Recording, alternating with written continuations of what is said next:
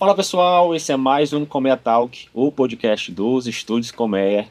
E iniciamos esse ano de 2025 com um podcast que com toda certeza vai trazer muita informação bacana para todos nós, porque eu estou aqui com duas pessoas muito especial, que é a Érica e o Joalano. Gente, muito obrigado por terem aceitado o nosso convite e por estarem aqui no Colmeia Talk. A gente já que agradece a oportunidade de estar com você. Muito obrigado. O nome dos olhos. Érica, deixa eu tirar uma dúvida com você. Você é formada em pedagogia, Eu sou formada em pedagogia. mas antes disso, você tinha alguma outra ideia? Não, na verdade, eu comecei com letras, Aham.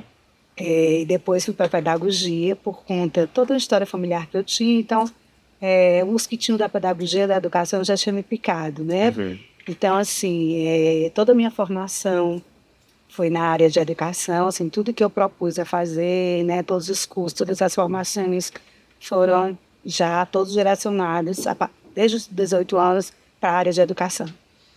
Sempre gostou de ensinar? Sempre gostei, assim, é uma paixão, né? Uma paixão tanto pela educação, pelo estudo, por tudo que envolve, pela evolução, assim. Eu brinco que eu nunca fui aquela pessoa que eu fiquei quieta, né? Nos anos que eu tinha já na escola que eu trabalhei, eu sempre ia em busca de mais, assim, eu nunca estava confortável. Eu estava em busca sempre de desafios. Isso é que me movia sempre a estudar e a buscar as formações complementares. E como aluna? Ai, como aluna eu também fiz sempre uma... Não, na verdade, assim, aonde eu me tornei realmente um estudante mais consciente foi na universidade, né? Porque, assim, ali o conteúdo já me interessava muito, né? Então, assim, como eu te falei, eu sempre lia mais do que era proposto dentro da universidade, né? Eu sempre gostei muito de ler, de estudar, de buscar estudos assim de uma forma mais autônoma, que não estava dentro da, vamos dizer, da grade da universidade, né? Eu sempre fui em busca de mais. E Joalano, você aí também tem a sua formação, inclusive em filosofia, né? Sim. Mas eu queria que você contasse um pouco mais também sobre você pra gente. Então, eu sou Joalano, eu sou psicopedagogo hoje, me formei em filosofia pela Universidade Estadual do Ceará e sempre fui envolvido pela educação. Quando eu era criança, eu tive muita dificuldade na educação, porque eu tive uma infância muito conturbada financeiramente falando, então fui muito preso em relação a ter oportunidades educacionais. Então, quando eu tive a primeira oportunidade, eu me engajei o máximo que eu pude para realmente ter uma educação significativa e de qualidade. Então, estou sempre no processo de formação continuada, buscando o desenvolvimento não só o meu, mas daqueles em torno, seja alunos, seja pessoas que estão do meu lado, amigos, enfim, sempre uma educação que faça com que a gente reflita socialmente sobre o que está acontecendo no mundo mesmo. E o Joalano então era nerd. Eu me tornei, eu sempre fui um aluno mediano no ensino básico, mas aí como a Érica, eu até me identifiquei com ela, na universidade eu me descobri em termos de estudante e de potencial mesmo, dessa educação que vai transformando o seu pensamento, a sua forma de agir, que vai fazendo com que você perceba o seu entorno e que você se incomode com algumas ações e ao invés de estar só reclamando, busque transformar aquilo. E como é que a gente transforma? Através da ação e de uma educação. Vocês tiveram algum educador na vida de vocês que é uma inspiração? Eu tive. Eu tive alguns educadores na escola, né, que transformaram. E é aquilo que eu te falo, que quando a pessoa consegue perceber, eu era uma aluna mediana também, né, no meu ensino médio, ensino fundamental 2, eu lembro muito bem. Estudava em uma escola super tradicional, uma professora, que era considerada uma das professoras mais duronas da escola, né, ela percebeu, né, um potencial em mim, e assim, ela não me conhecia, foi na segunda semana de aula, e era entrega de um trabalho que ela fez em sala de aula, que era para fazer em sinopse de um livro, e ela perguntou quem era a Érica, que ela não conhecia, e ali ela fez toda um elogio da forma como eu tinha feito, pediu para eu me explicar aos alunos. E ali tirou daquele meu lugar de segurança, né? E foi para o meu lugar de ser capaz de fazer alguma coisa, né? Então, assim, por isso que eu acho que o Joalano também, acho que é por isso que a gente teve esse encontro tão feliz, que a gente tem muita coisa em comum. E assim como ele, eu procuro sempre buscar naquelas pessoas que os outros profissionais consideram mais difíceis, que não consideram tanto capazes. Eu sempre gosto de buscar uma habilidade, porque ali sempre tem há uma habilidade naquela pessoa que a gente pode destacar e impulsionar positivamente para ela crescer, né? Então, assim, tenho essa professora, que é a dona Socorro. Na universidade eu tive bons encontros e tem uma pessoa que, especial para mim, fez toda a diferença para a questão da educação inclusiva, que foi a Alice Fernandes, que é uma psicopedagoga argentina, que eu fiz uma formação com ela. Infelizmente, hoje ela não está mais aqui neste plano, com o Jorge, o esposo dela, que é psicanalista. Então, eu fiz uma formação de 2 anos, quase 3 anos, entre Fortaleza e Buenos Aires, pela PSIBA. E ali a Alice Fernandes, assim, ela é uma autora, quem não conhece, eu digo que a conheça, principalmente o livro Inteligência Aprisionada, que vem falar de tudo isso que a gente está colocando, né, daquelas inteligências que não são visíveis, né, e que precisam serem descobertas. Então, assim, para mim, essas pessoas são meus referenciais. Bueno. Ronaldo, tem alguém aí? Tenho muitos professores e professoras que me auxiliaram, me potencializaram. Na universidade eu tive 2 professores, o Expedito Passos, que também já faleceu, mas é um professor de uma erudição assim que você ficava, que eu me inspirava. Nossa, como é que vem tanto conhecimento assim? Eles juntavam um link com outro e você ficava, nossa, eu quero ser que nem ele. E tinha Débora Fafano também. A Débora Fafano é uma professora que trabalhava no ensino médio, então ela trazia a questão do ensino médio para o ensino da filosofia e como que a gente podia repensar o ensino e o ensino da arte também, da estética. Então ela me inspirou muito também. Eu também vou falar de um professor, tem que ser nosso professor. Vamos dizer você, né? É arriscado. Eu tive um professor também, que é o professor Roberto, que é professor de História, ensino médio. E aí eu era muito tímido. Uma vez ele me levou para apresentar, fazer uma leitura de um texto, na apresentação da escola. E eu fiz essa leitura. E ele também virou para mim, um dia você vai trabalhar como radialista, coisa desse sentido. Era mais antigo, né? Fui pensando na parte apesar de o rádio ainda ser um meio de comunicação muito importante. Sim. E hoje eu estou, né? Sim, nessa posição, né? Exatamente, aqui como comunicador. Então, esse apoio que ele me deu no meu ensino médio faz toda a diferença. Faz toda a diferença. Você ir buscar, né, você olhar, né, os seus alunos ali como seres únicos, né? Acho que faz toda a diferença mesmo. E agora o inverso, né? Tem algum aluno, aluna, né, de vocês que hoje vocês já olham para essa pessoa e falam assim, poxa, chegou de uma forma e hoje já está com as atitudes diárias, né, a forma de agir, de pensar diferente. Um case de sucesso em aluno especificamente? Deixa eu te falar, eu tenho uma grande jornada, né? Eu passei 38 anos em escola. Então, imaginas aí, né? Quantos casos, né? Falar só de uma. Falar um só que difícil. Mas, assim, já aconteceu de crianças, assim, eu trabalhava, né? Aliás, eu trabalhei em todos os setores, né? Com crianças de toda... Agora que eu estou só no GAP, mas antes eu trabalhava em escola e no GAP. E falando da escola, assim, já tiveram muitos casos, assim, de crianças que entraram com alguns diagnósticos e ao longo do processo isso foi se modificando, né? Crianças que tinham mudismo seletivo e que aí a gente conseguiu estratégias para que elas falassem. Depois, essas crianças começaram a se comunicar muito bem, sair daquela condição. Tenho crianças que lá atrás mesmo, quando a inclusão estava começando, que aí a gente tinha alunos, né, dentro do espectro autista, e essas crianças, né, que hoje são adultos, conseguiram traçar um caminho diferente, né, conseguiram alcançar objetivos. Depois que saíram dessa escola, entraram em outras escolas mais tradicionais, né?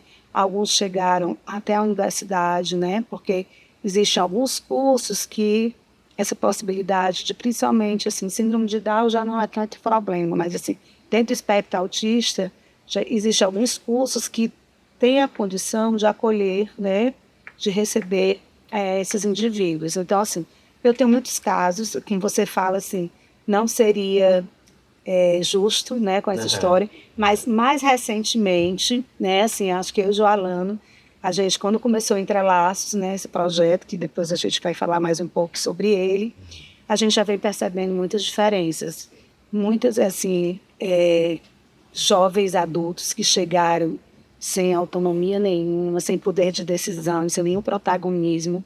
Nesse tempo que a gente esteve junto com eles, a gente já conseguiu muita coisa, assim, alguns poderes de decisão que a gente pode exemplificar, né, dentro assim, de escolhas que antes eles não faziam, que agora eles conseguem fazer, né, de ter autonomia, né, de sair daquele lugar da dependência e ir para um lugar mais de independência, né, conseguir se comunicar, né, de uma forma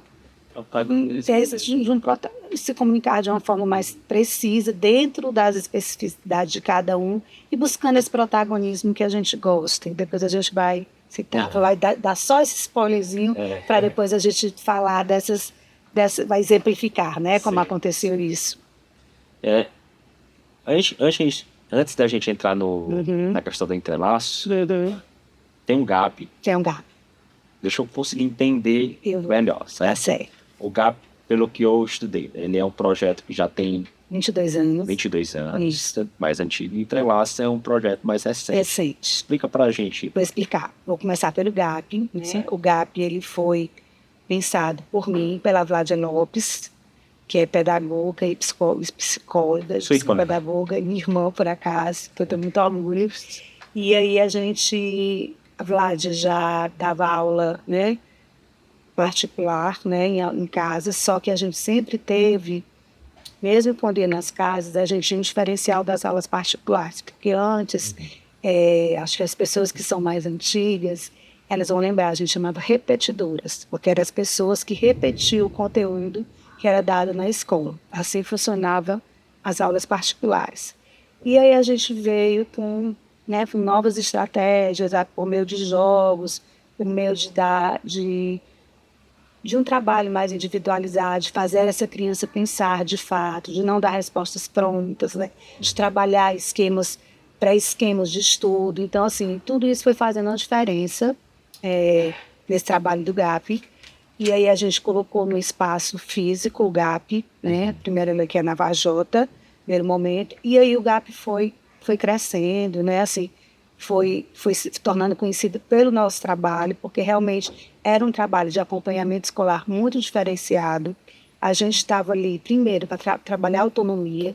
A gente não queria que essa criança ficasse permanentemente conosco. Eu sempre dizia aos pais que a gente trabalhava para que essas crianças tivessem autonomia no futuro e não precisassem mais desse apoio escolar. Porque se isso acontecesse, era sinal que nosso trabalho estaria dando certo. Né? Então, assim, o GAP também já nasceu desde sempre com a ideia inclusiva. Então, a gente no GAP, o trabalho do GAP é individual, com professores especialistas, né? A partir do Fundamental 2, professores especialistas de letras, química, física, inglês, né? Tem todos, a gente vai pelas áreas específicas.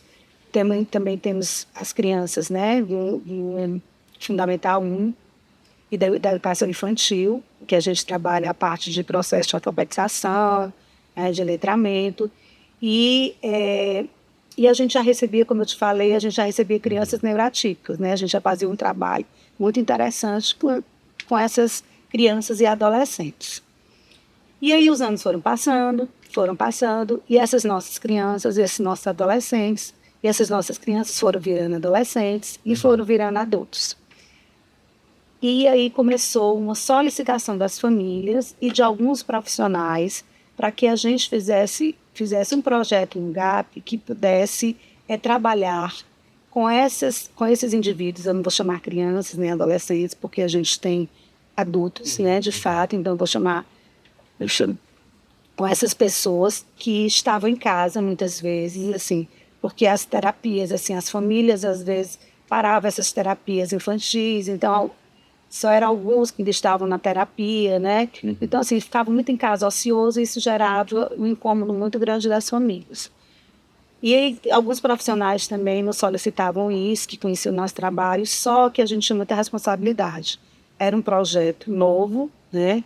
É um projeto desafiador. Tem outros, é importante dizer, que tem outros locais, né, na cidade que também atendem adolescentes e jovens adultos, mas tem mais um esquema de escola. A gente não queria um esquema de escola, né? A gente queria um esquema diferenciado. E que a gente pudesse ver cada um indivíduo de uma forma individual. E aí a gente foi estudando, foi fazendo, né, foi planejando, foi desenhando. E agora, em 2025, em julho, nós iniciamos o Entrelaços, né? Entrelaços, ele é... 2024, né? 24, já estou em 2025. 2024, em julho, nós iniciamos o Entrelaços, né? Que a gente recebe adolescentes e jovens adultos que por algum motivo não seguiram na vida acadêmica, né?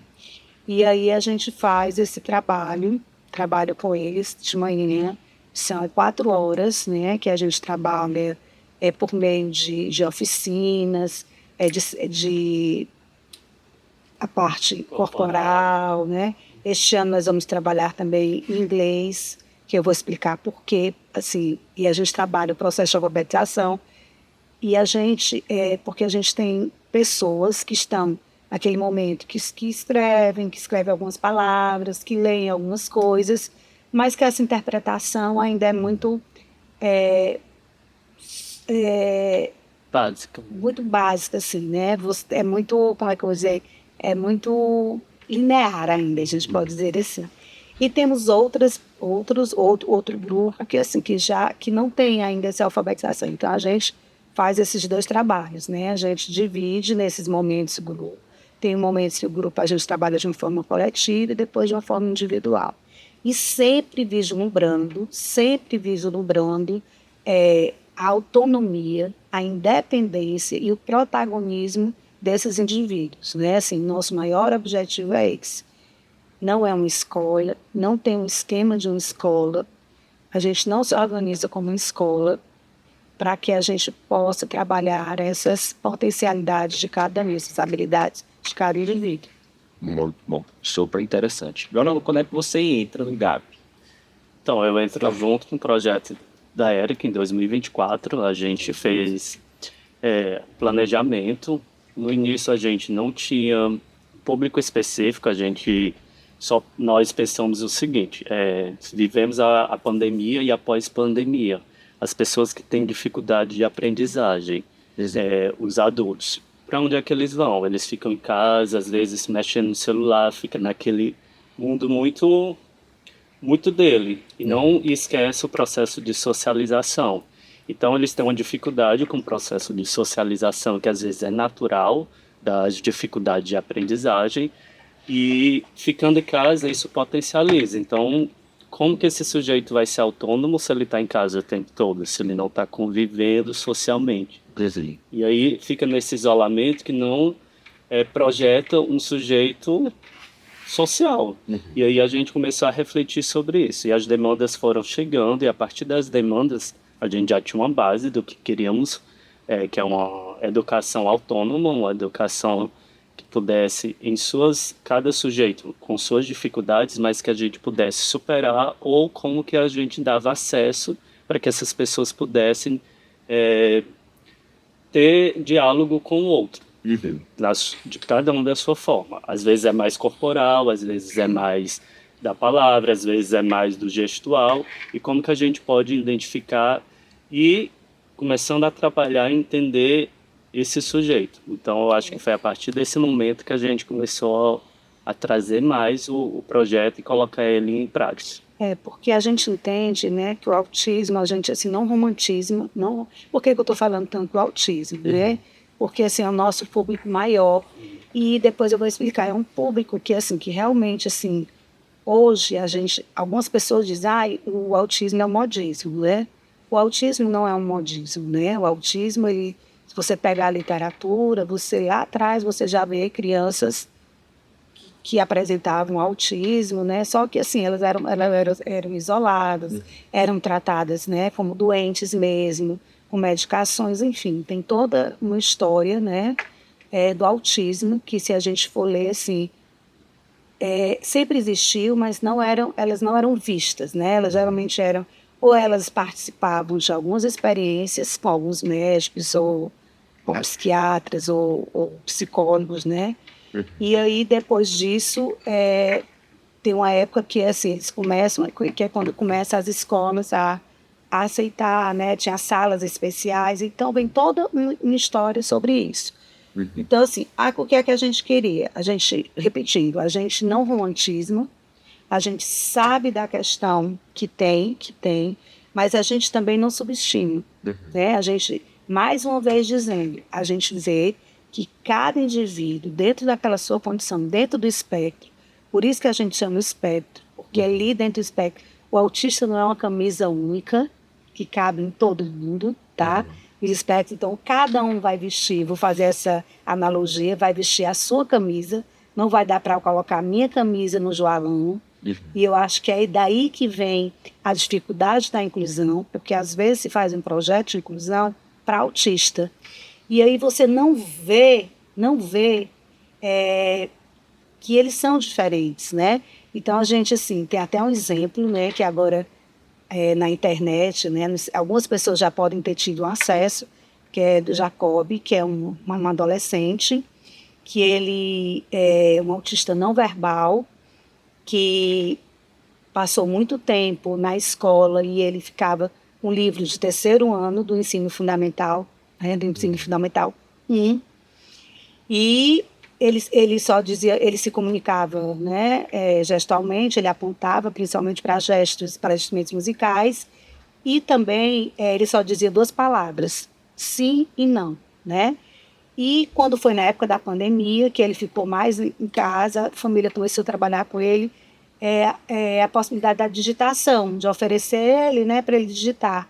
E durante um bom tempo, né, porque assim, ele também tinha as questões motores, né, que eram próprias da condição dele, então demorou um pouco mais ele pegar, né, esse manejo da digitação. Após esse manejo da digitação, que ele se apropriou, veio à tona todo o que ele tinha guardado, toda a aprendizagem, todo o saber dele, né? Todo o potencial dele. Então, assim, daquele adolescente, daquele jovem adulto que estava trabalhando com livros de terceiro ano do ensino médio, ele já foi para o nível de universidade, tanto saber que ele tinha. E, além disso, que foi, assim, um grande ápice, né? Que foi que ele tinha uma sinfonia pronta, né? Ele tinha uma sinfonia pronta. Então, assim, sem culpabilizar ninguém, né? Eu acho que aí todo mundo tem muita vontade de fazer, né, o que é melhor. Mas é aquilo que eu lhe digo. Se você não se incomoda, se você se acomoda na condição da pessoa que você está trabalhando, você perde muita coisa.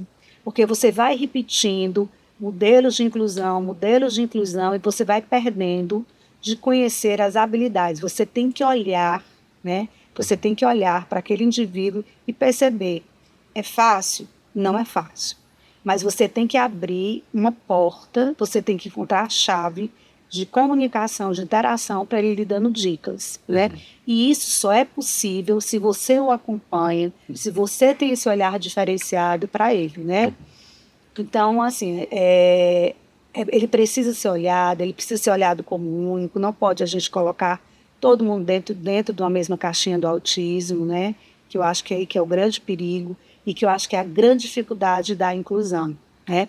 Eu sei que não é fácil, eu tenho consciência que não é fácil, mas para a gente ter uma inclusão de fato mesmo, a gente tem que, vou repetir, a gente tem que passar a ver esses indivíduos como únicos, porque senão a gente vai ficar repetindo, repetindo o mesmo processo e muitas vezes esses indivíduos não vão avançar.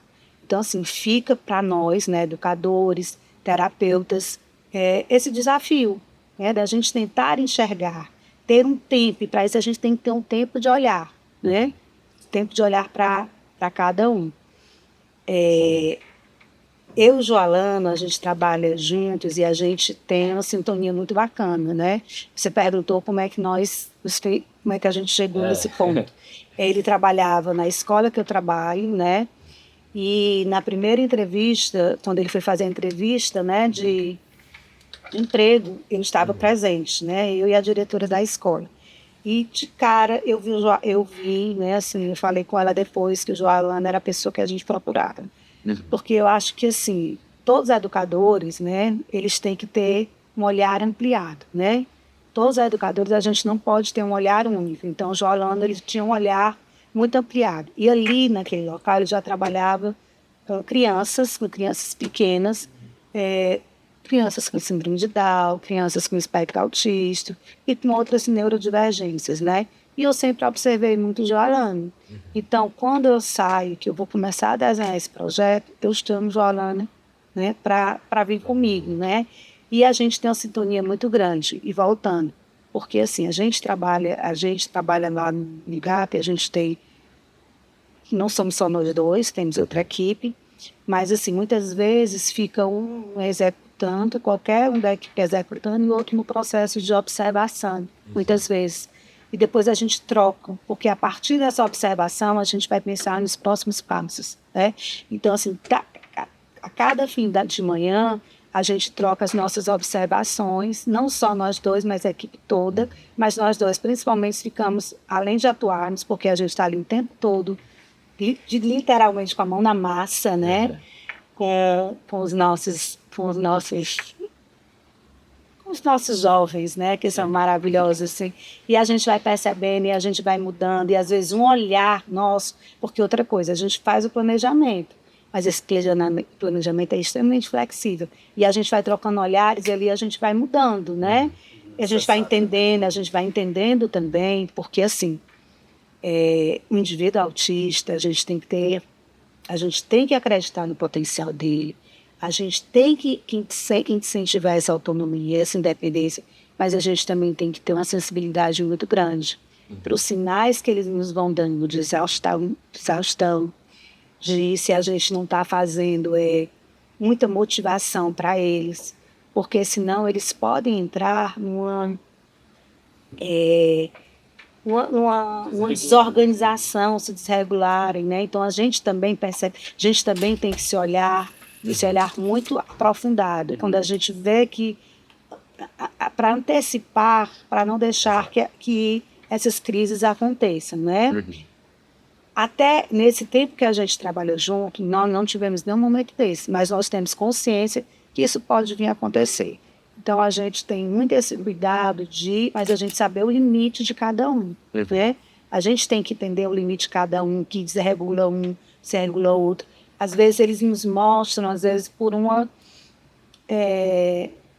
até por uma batida de perna, né? Nós temos um autista não verbal e com a batida de perna dele eu vi que ele estava incomodado com o som. Então eu fui buscar o abafador dele, né? E aí ele não me pediu, mas aí eu já anotei, fui buscar o abafador dele, porque a gente também tem que estar sempre com esse olhar atento. É um trabalho de muita atenção e de muita responsabilidade. Muito bom. Joalano, quais são as ações práticas que vocês desenvolvem lá do Entrelaços para o desenvolvimento desse público? Pronto, no primeiro momento a gente faz a acolhida e aí começa a dialogar com os jovens. Pergunta como é que estão a rotina deles para a gente entender se teve alguma coisa que saiu fora da rotina e aí pode de alguma forma interferir no processo de aprendizagem. Depois a gente vai mesclando. Às vezes a gente começa com um trabalho corporal, onde eles vão se expressar e aí a gente vai percebendo como que eles estão. Tem um trabalho de letramento, de interpretação textual, tem um trabalho artístico em relação à pintura. Então a gente vai sempre trazendo estímulos variados para ver, por exemplo, a gente tem um jovem que ele é muito bom em desenho e a gente começa a investir no potencial dele do desenhar, mas a gente não fica só no desenho, a gente leva ele para outras possibilidades, porque aquilo pode ajudá-lo mais à frente a entender que eu estava mexendo na massinha de modelar, mas aquilo de certa forma me ajudou no meu potencial do desenho. Tem uma aluna que ela gosta muito de séries. A gente vai assistir as séries que eles estão vendo. Como que a gente pode auxiliar, trazer? Que a gente trouxe até um trabalho muito lindo do Van Gogh, né? Não, foi dos artes do Monet. Monet, desculpa. Do Monet. E aí a aluna falou de uma série. E aí a gente foi pegar essa série. E aí fomos ver um pouco da série. E aí pediu para ela rever essa série de algumas ações. Então é sempre nesse processo de entender o desejo que o aluno tem, ou que o jovem tem, e o desejo do educador, como que ele pode ter esse olhar para potencializar. Essa questão da série foi muito interessante. Nós escolhemos, como eu te falei, a gente trabalha com algumas sequências, né? Trabalha com sequências de arte, sequências de linguagem, que depois... E aí, nesse exemplo que o João me deu, foi bem feliz, a gente estava trabalhando no Jardim de Monet, né? A gente trouxe fios para eles verem, porque a gente queria trabalhar a técnica de gouache com eles, né? Lembrando que eu estou fazendo graduação em arte terapia também agora. E aí, a gente trouxe... O que é essa técnica? A parte da arte, do que trabalhar a expressão pela arte, né? Então, assim... o gouache, eu escolhi o gouache por ser algo mais fluido. Não tem, se você puder observar as obras de Monet, os desenhos deles não são tão certinhos, né? Ele trabalha em gouache, assim, as flores dele, o jardim dele, então, assim, é algo mais fluido, mais livre, né? Então, a gente escolheu, assim, a gente fez um resumo, né, dessa história do Monet, trouxemos... imagens do Monet, aí começamos a explicar essa técnica do Monet que era gouache. E aí essa garota foi comentar a série da Emily, que ela estava assistindo, Emily em Paris. E na última série da Emily em Paris, nos episódios, uma amiga dela vai se refugiar e vai fazer um trabalho voluntário na casa de Monet, né, lá na França.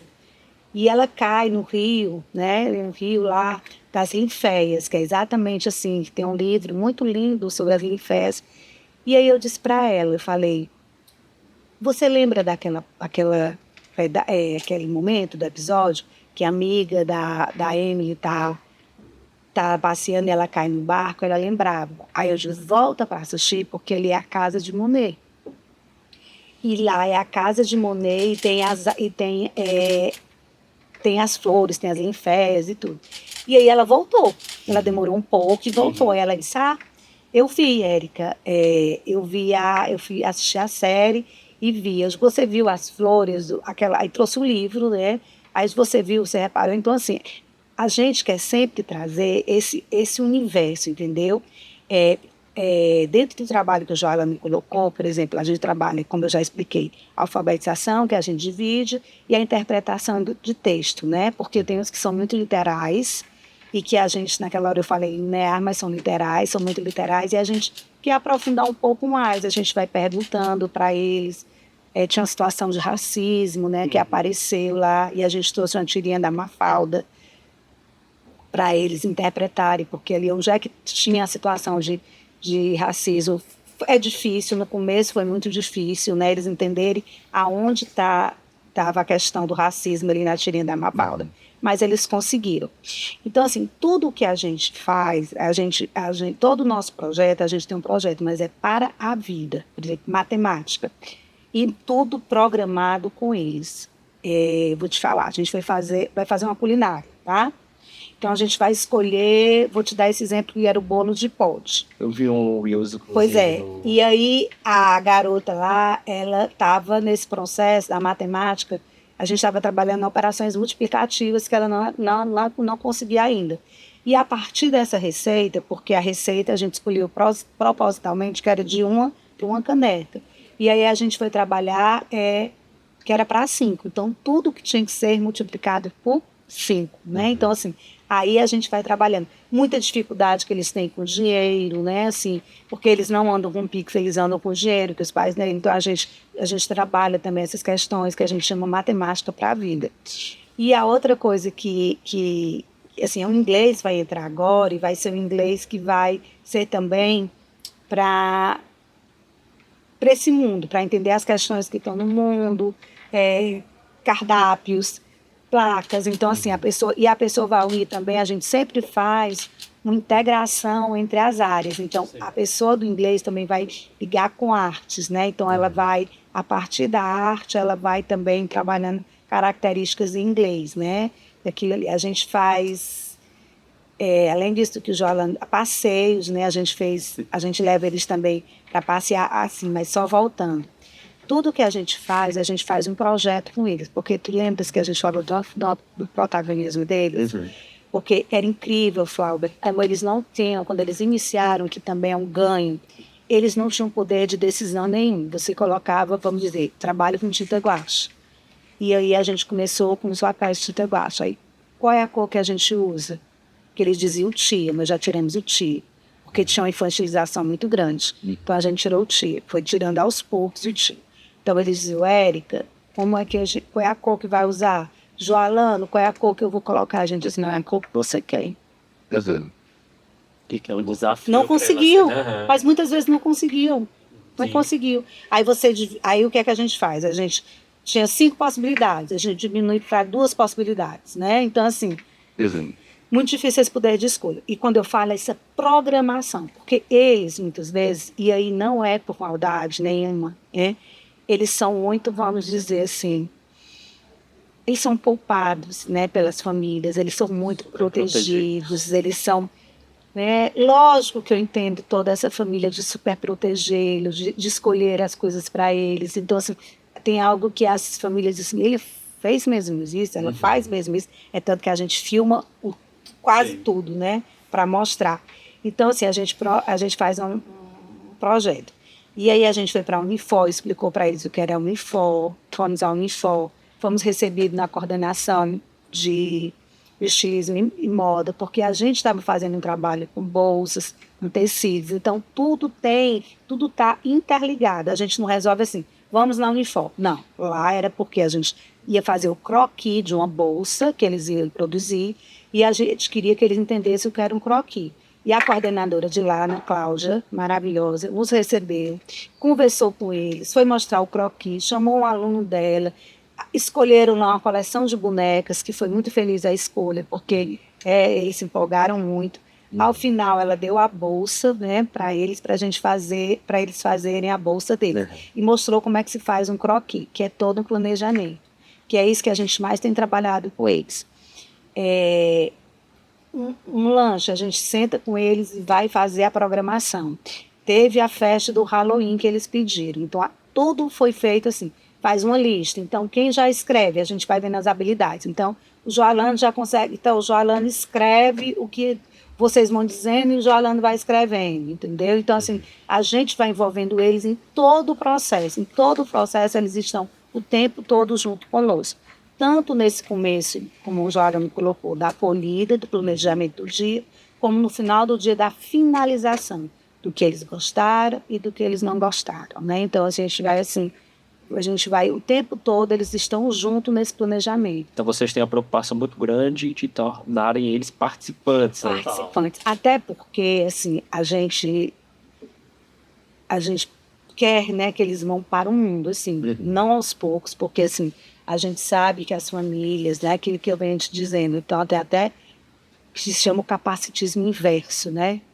Que é assim, que é o fato da proteção, né, muito grande. E como é esse diálogo com os pais? Como tem que ser muito, assim? a gente tem que ir com muito cuidado e sempre mostrando que é positivo. A gente nunca, essa família também tem que ser cuidada, né? Principalmente essas famílias já adultas, porque assim, elas já vêm de terapias de muito tempo, né? E às vezes elas desistem um pouco das terapias, porque a gente não aconselha, né? A gente acha importante que eles continuem na terapia, mas são famílias que, imagina, com pessoas com 29, 30 anos, então já são famílias que vêm muito cansadas, né? Que já passaram, inclusive, que os filhos foram inseridos em alguns trabalhos e que não deram certo, né? Porque não foram cuidados, que entraram em depressão. Então, assim, às vezes eles vêm muito desacreditados, já sem muita esperança, né? Então a gente vai impulsionando, vai mostrando, vai filmando, vai mostrando as produções dele e a gente vai conversando com eles de uma maneira bem positiva, não assim, nunca culpabilizando nem dizendo, tipo, eu trouxe, Érica tem uma fraldinha para limpar o nariz dele. Aí eu falo, ok, não digo naquele momento, eu digo, nem te conto. Trabalhamos sem a fraldinha, levamos ao banheiro. Eu não acredito. Usou o papel e tudo, entende? Assim, de guardar as coisas. Então, quando você pergunta o que a gente já conseguiu, assim, muita coisa de expressão, de autonomia, né? Ainda falta muito, né? Não é um toque de mágica. Mas muitas coisas já foram conseguidas. De poder de decisão, de falar, porque antes, assim, eles não conseguiam. E agora, foi, assim, para mim, foi um momento, 2 momentos muito particular, assim, que eu achei. Foi um momento, nós fizemos um amigo secreto, né, no final agora do ano, e aí, quando depois do sorteio, a gente foi perguntar o que eles queriam ganhar, né? Então, assim, teve uma que falou, que já veio, né, arte e história, não foi? Outro falou que era a Turma da Mônica, outra Mulher Maravilha. Tem um que não é totalmente verbal, então a gente conseguiu entender que era a Turma da Mônica, né? E no dia da entrega dos presentes, a gente pediu para eles dizerem uma característica da pessoa, que não é fácil. Eles conseguiram, assim, de uma forma... Eles entregavam, tipo assim, era o Joalana, aí dizia assim, é uma pessoa muito alta, gosta de dançar, mas ali já conseguia se expressar, certo? Assim, tem um momento da dança livre, tem um momento que eles cantam. No começo eram muitas músicas infantis que fazem parte desse repertório mais infantilizado. Então a gente vai introduzindo a música popular na MPB. A gente vai até iniciar um projeto agora, né? Que é exatamente. Então, assim, para o mundo, né? A gente está trabalhando e assim, e o que a gente mais deseja é que eles possam, de fato, ser incluídos na sociedade, né? Que assim, que eles consigam, assim, o nosso desejo, nosso próximo passo é buscar empresas, né? Empresas que a gente sabe que já aceitam, mas que a gente aceite, que façam com responsabilidade, porque não adianta você colocar assim, eles têm muita capacidade de trabalhar com artes, de trabalhar com questões de organização, porque eles são muito precisos, os autistas, né? Então, tem muitas possibilidades no mercado que eles podem ser, né? Podem ser inseridos nesse mercado. Mas, para isso, eles precisam ser acolhidos, eles precisam do acompanhamento. Não é só lá porque eu preciso na minha empresa ter um percentual e colocar lá essa pessoa. Eu tenho que acolhê-los. Então, assim, e a gente, assim, o nosso próximo passo é para isso. Inclusive, algumas coisas que a gente faz, algumas oficinas que a gente já faz, já pensando desse lado de ser inseridos no mercado. Pô, interessante demais, gente. Projeto incrível que vocês têm. E a Érica falou, Joalana, sobre a questão da dança, né? Sim. Quem eu tirei aqui é alto e gosta de dançar. Vocês fazem também um projeto voltado à dança? Todos? Sim, a gente trabalha na dança. E quais são os aspectos e os pontos mais positivos que a dança pode atribuir para esse povo? Nesse momento que eu percebi é que a questão da lateralidade, que eles têm muita dificuldade, que é direita, que é esquerda, que é cima, baixo, então vou trabalhando nos planos, vou aos poucos ampliando as possibilidades de movimento. Pego às vezes tecidos, que eles gostam muito de tecido, então a gente vai trabalhar uma dança livre, trabalhar as emoções, por exemplo, como seria mover o pano junto com o corpo triste, alegre, então tem um tônus muscular ali que vai potencializar esse movimento, né? E aí a gente sempre traz possibilidades. Eu percebo que eles têm uma dificuldade de saltar, eu vou trabalhar uma flexão de joelho para trabalhar uma força e até eles conseguirem saltar.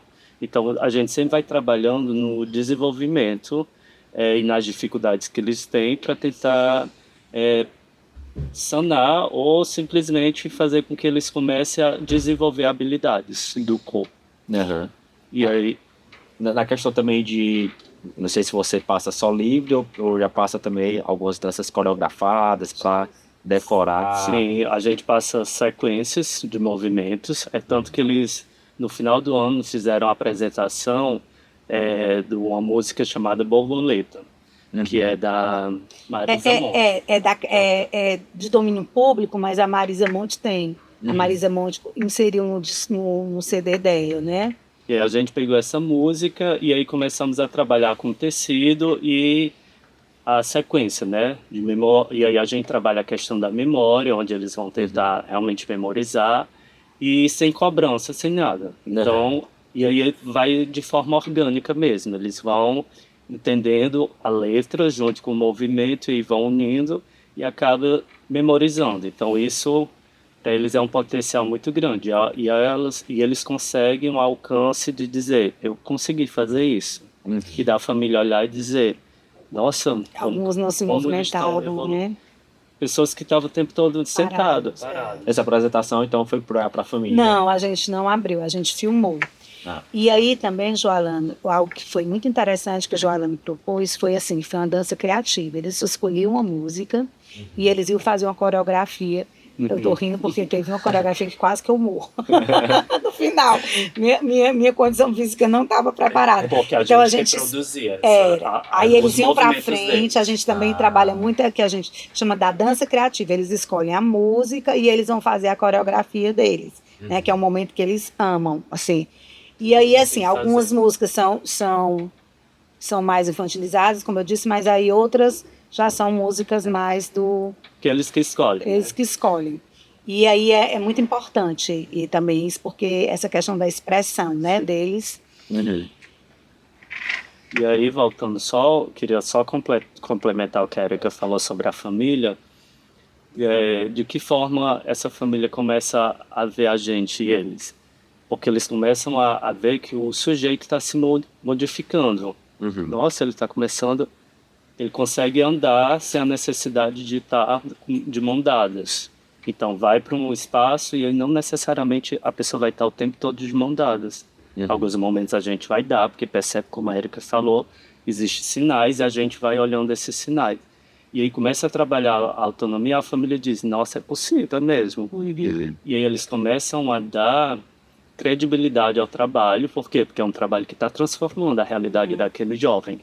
Quando transforma, a família começa a dizer, nossa, é possível, sim, é possível conseguir acessar e fazer com que meu filho ou minha filha tenha potencial para conseguir chegar lá, para ter uma certa autonomia, de ter vontades, desejos e consiga verbalizar ou consiga, de alguma forma, mostrar que eu quero fazer isso ou que eu não quero. A gente foi, por exemplo, para o mercantil, na culinária, e aí eles foram escolhendo as coisas, e a gente dizendo, ó, a gente precisa da massa, vamos lá, ir atrás, ir procurar a massa. Então, são autonomias que são pequenas para a gente, mas para eles são imensas. De chegar, por exemplo, no mercantil, onde tem vários estímulos, tem música, tem gente conversando, e aí isso pode causar um estranhamento neles e aos poucos eles vão dizer, não, é possível conseguir ir para lá. Entende? Então é realmente uma coisa que vai transformando as famílias e o sujeito. A questão da seletividade alimentar, né? Exatamente. Que aí a gente vai aproximando alguns elementos. Então, assim, e aí a gente filma tudo, e aí eles falaram, e aí as famílias vão entendendo. Tinha outra pessoa que ele só costumava comer determinada marca de biscoito. Aquilo que eu digo, às vezes você, mais uma vez, eu vou repetir isso sempre. Eu não culpabilizo ninguém, só estou dizendo que às vezes vão só se repetindo padrões. Então sempre era um biscoito, sempre um biscoito. E aí, um dia que a gente foi comprar, descobrimos um biscoito. A partir desse momento, esse garoto começou a escolher esse biscoito e a mãe ficou super feliz onde você comprou, porque era uma possibilidade a mais ali pro meio, né? Então, assim, garotos que não iam no banheiro fora de casa, conseguiram ir lá também. Então, assim, como o Joalan disse, são pequenas vitórias, mas são muito importantes. Teve 2 dados, assim, que são coisas tão pequenas para a gente, tem 2 dados, assim, a gente sempre pergunta a eles, quando a gente vai terminando, o que é que eles gostariam de aprender, né? E aí vem 1000 coisas possíveis, coisas impossíveis, e a gente vai organizando. E teve uma que eu achei, assim, que me tocou muito, né? Que já era uma garota, e ela perguntou que ela gostaria muito de fazer amigos. Como é que ela faria, como é que ela poderia fazer, se a gente poderia ensiná-la a fazer amigos, né? E aí a gente foi conversar, né, sobre isso, que assim, às vezes a gente pode puxar uma conversa. E aí começou a questão de artes, né, sobre música. Geralmente a gente começa, se você leu algum livro, porque é repertório, a gente tem um repertório para começar. Então, assim, você vê essa solidão que eles se encontram, né, muitas vezes, porque o pedido dela era assim, preciso fazer amigos, vocês podem me ensinar a fazer amigos? Então isso aí também é algo que, né, que mexe com a gente um pouco. Outro a gente combinou deles irem comprar um tecido para fazer as blusas da confraternização de Natal. E aí eles pediram, e aí não foram todos, né, nesse dia não dava para ir todos. E aí os meninos foram, nesse planejamento, estava o Joalan e a Júlia, que trabalha conosco. E aí eles foram ver qual era o local de tecidos mais próximo do GAP e tudo, se dava para ir andando. Lembra que eu falei que a gente faz tudo no projeto, e que aí no projeto vai entrando esse espaço de a matemática, essa questão da geografia, porque faz sentido. Não faz sentido você pegar um livro didático para eles, que não faz muito sentido. Então a gente vai se linkando com a realidade. Quando os pedidos foram de ônibus comum, porque nunca tinha andado. E aí os meninos foram ver o seguinte, vamos ver qual a linha, aí foram para o computador ver a linha, aonde é que descia, tinha a questão que aonde, né, a linha, que horas até a hora descobriram mais ou menos, né, que hora passava, tinha que ter uma carteirinha, porque o ônibus tem que ter uma carteira, então um carteirão, então um passe, então como é que a gente ia passar, como é que se ia organizar, então assim, tudo isso a gente vai trazendo para essa realidade deles, porque né, nosso ponto de vista, é isso que faz a diferença, né? A gente tem que trazer, a gente não pode repetir conteúdos que estão na escola, porque assim, na parte de alfabetização, sim, mas na matemática, a gente tem que fazer algo na matemática que faça sentido, que eles vão usar na vida deles. Por exemplo, essa questão de localização espacial, né, de termos geográficos, que faça sentido na vida deles. A questão de horários também, trabalhar horários, organização de tempo deles, de rotina, dentro da vida deles. Então, assim, para eles e para aquele universo, né, que eles estão inseridos, para casa. Então, assim, é algo que a gente tudo que a gente vai planejar, 2 coisas. A gente pensa se vai fazer sentido naquele momento, a gente vai fazendo um cruzamento com as outras sequências, então a gente vai ver em matemática, culinária, vai ter na interpretação, né?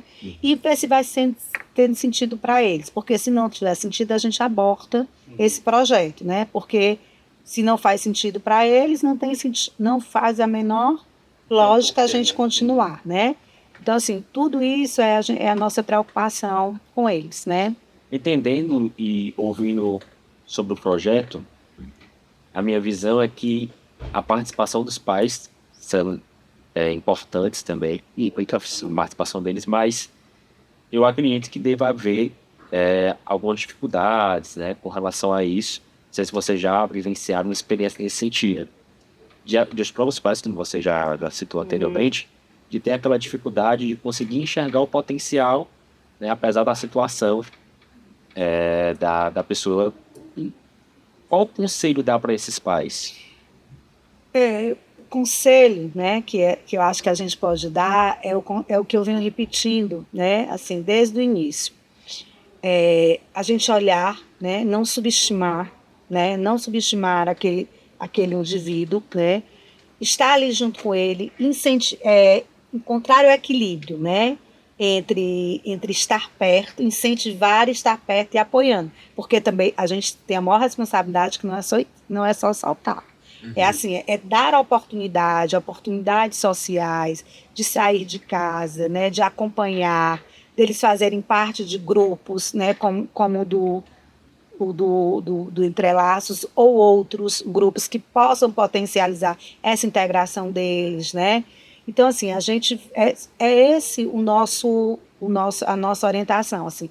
Primeiro, não subestimar, não subestimar. Ah, mas ele tem uma questão. Ele tem uma questão, mas a gente vai incentivar, a gente vai acompanhar e a gente vai apoiar. Então, acho que assim, o conselho que eu daria é esse. E não isolamento, entendeu? Porque às vezes o isolamento é para evitar problemas. Então, assim, vamos enfrentar os problemas que estão por vir, estando junto com eles, dando o apoio que é necessário, entendeu? Esse é o que eu poderia deixar para eles. Você gostaria de complementar, João? Acho que o que a Erika falou é isso mesmo, da gente sempre estar atento. Porque às vezes o filho ele pode sinalizar que ele quer um pouco de privacidade, que ele quer um pouco de desafio, que ele quer um pouco de conquistar o seu espaço. E às vezes as famílias, elas impedem, super protegendo, que é uma coisa que socialmente você tem um filho que tem alguma dificuldade, algum transtorno, alguma deficiência, e socialmente ele pode não ser bem aceito. E aí você super protege, né? E aí a questão não é super proteger deixando em casa, pelo contrário.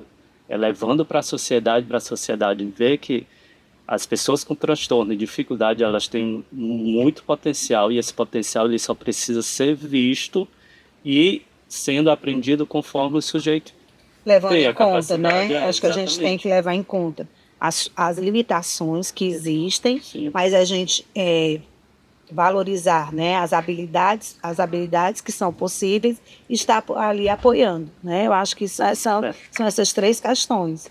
E assim, eu acho que precisam, acho que o Alan falou uma questão certa. Acho que a gente precisa que eles estejam mesmo presentes na sociedade para que a gente tenha lugares adaptáveis para eles, né? Para que a gente tenha condições de pessoas que possam receber eles, por exemplo, num restaurante, numa lanchonete. O cinema já existe sessões para os autistas, né? E que também para os adultos, porque, Flauber, uma coisa que as pessoas dizem assim, gente, mas por que agora estão se descobrindo tanto autista adulto, depois de adulto? Porque essas pessoas sofreram muito, escondendo muitas questões delas, né?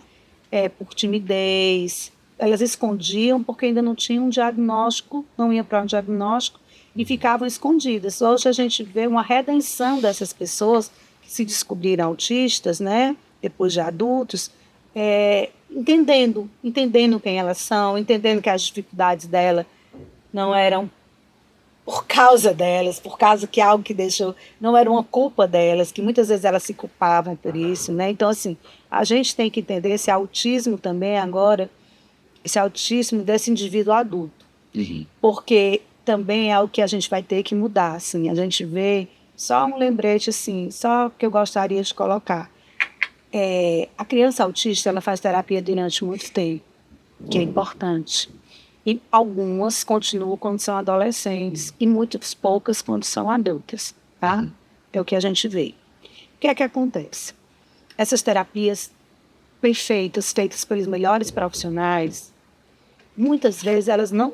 O que eles vão precisar aqui na vida adulta não são dessas AVDs, né, que são atividades de vida prática, não são essa terapia que foram quando crianças, são outras. E aqui tem um vácuo. Tem um vácuo grande, entendeu? Agora mesmo eu soube de uma pessoa que ela é extremamente inteligente, ela é autista, ela tem 2 formações, mas ela tem muitas questões a ser trabalhadas, entendeu? Ela já tem 30 e poucos anos e ela sofre muito por outras dessas questões que não foram trabalhadas, né? Porque o que é visto? O que é que a gente faz, né? O que é que todo pai, toda mãe deseja para o seu filho? Todos, independente de ser todas as famílias, que seu filho seja bem-sucedido academicamente, para que ele possa ter uma vida futura tranquila, né? E uma sessão profissional. É isso que você quer. Se você, durante esse percurso de infância e adolescência, você não vê esse sucesso acadêmico, às vezes, e assim, e quando você pergunta das dificuldades dos pais, acontece isso. Mas vai valer a pena? Né? Vai valer a pena esse investimento? Né? E aí fica a pergunta, o que é que você quer para o seu filho, mesmo adulto? Né? Porque agora, em adulto, mesmo adulto, a gente pode descobrir potencialidades e habilidades que não foram vistas lá na infância, certo? Ele pode não ser muito bem, não ter nenhuma, ser um comunicador, mas ele pode ser tanta coisa, ele pode trabalhar nas tecnologias, Sim. dependendo da habilidade dele, nas artes, como eu disse. Tem várias possibilidades de empregos que eles podem ser inseridos, entendeu? Agora, eles precisam, mais uma vez, eu digo, serem trabalhados e serem acompanhados, né? Então, assim, e é isso que a gente fala para o pai. E a maior dificuldade, respondendo diretamente a essa, será que vale esse investimento? Porque o investimento é pesado na infância. E tem que ser. Tem que ser mesmo, né? Aquele momento em que todas estão abertas, as sinapses estão abertas, então tem que ser bem. Mas aí, quando eles vão crescendo, essas famílias também muitas vezes vão cansando, né? São muitos anos de terapia, são muitos investimentos.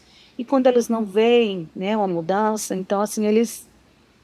Mas aí, mas aí depois eles se deparam com os adultos entrando em depressão dentro de casa, ficando só dentro de casa. Aí vem as questões de locomoção, que a gente vê muito, né?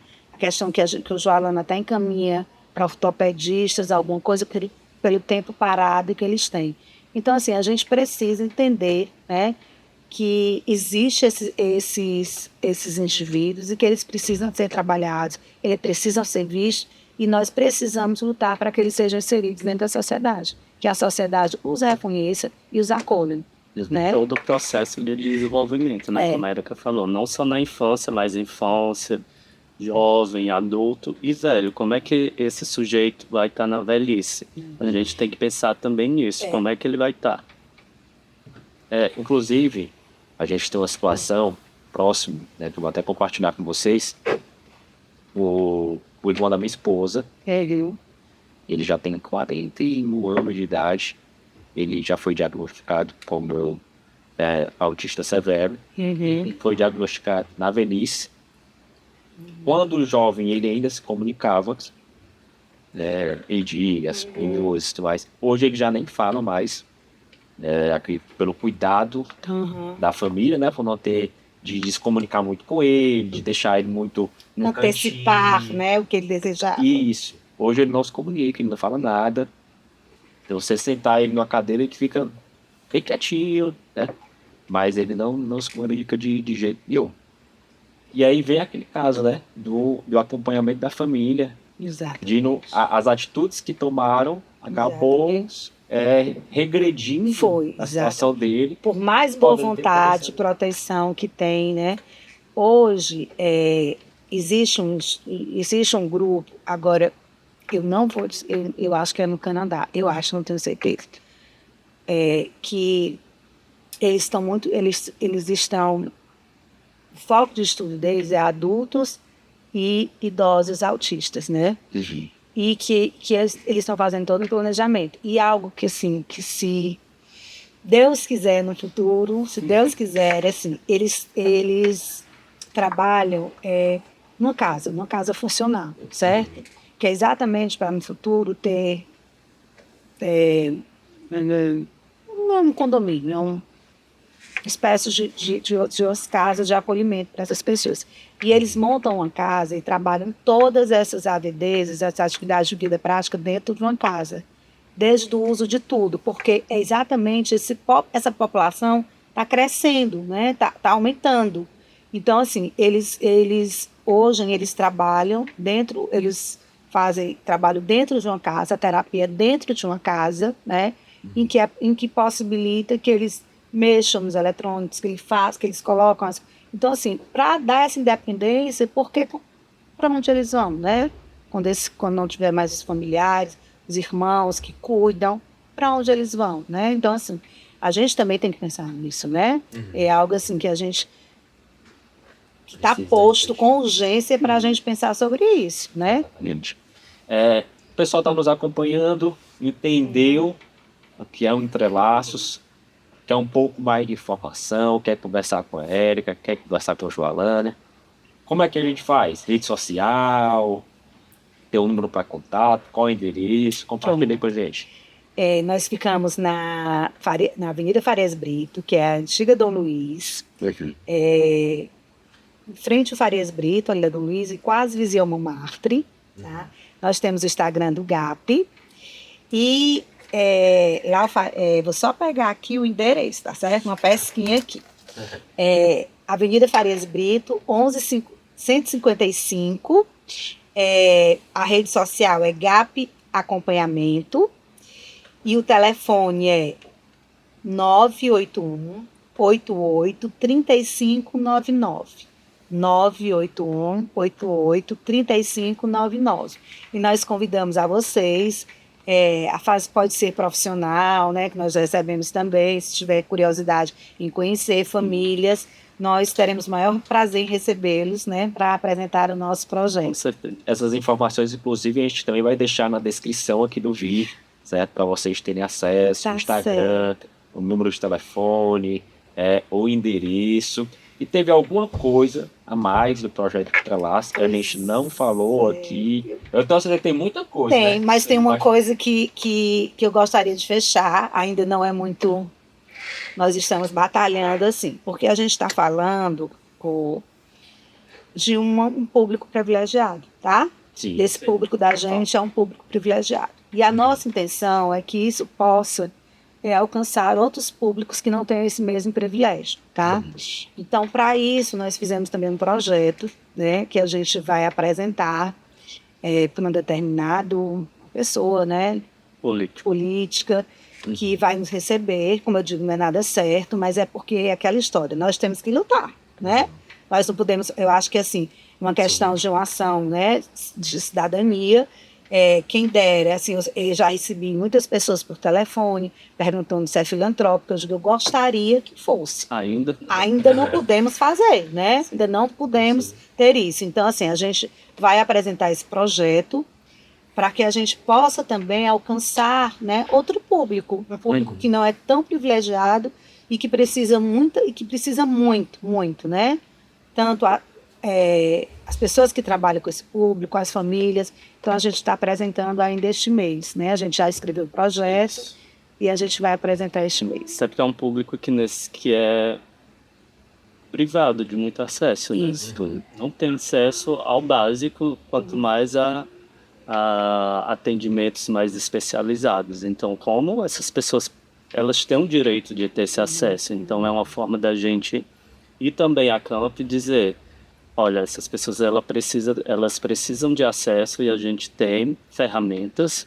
E aí, como que a gente pode levar isso para ação?